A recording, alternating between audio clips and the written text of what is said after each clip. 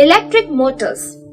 Well, to say that this is the greatest invention that man has made would be pushing it a little, but it's definitely one of the most useful ones.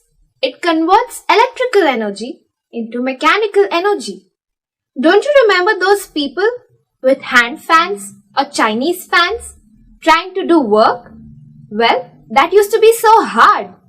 Electric motors reduce the mechanical effort for humans.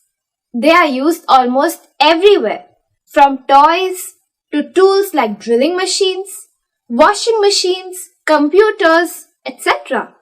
Now, just put on a switch and everything works. So let's see how these electric motors work.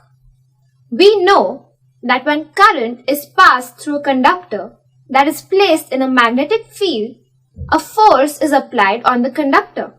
And so, we use this force smartly to rotate things and give us mechanical energy. Let's look at our setup here. We take magnets to provide magnetic field.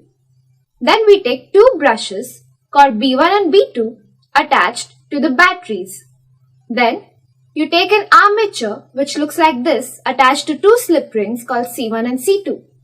Generally, an armature is a bunch of wires arranged in a loop.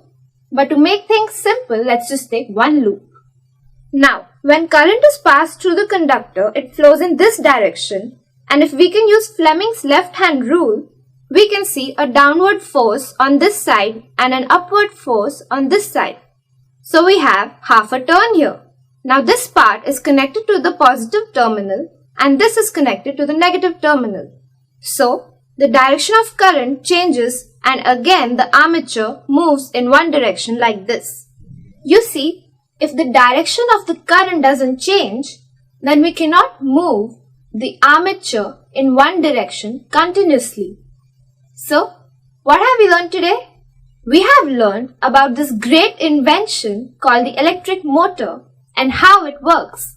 Until next time, happy learning!